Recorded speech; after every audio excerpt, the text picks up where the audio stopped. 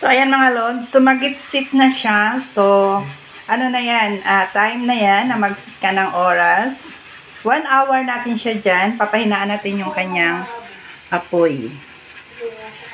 1 hour natin siya dyan hahayaan. Nasa mahinang apoy lamang.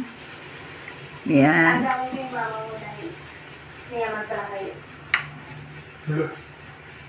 Yan. So, abangan nyo mamaya na bangos na nakakain ng pati tinik. So, ito na guys, yung ating bangos na nakakain daw pati tinik. Ayan.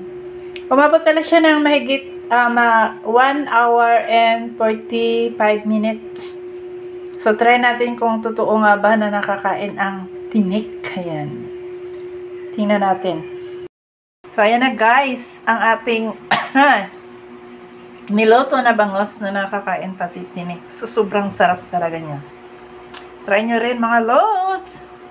Sobrang sarap talaga. Nakakain pati tinik. Thank you for watching. Babu!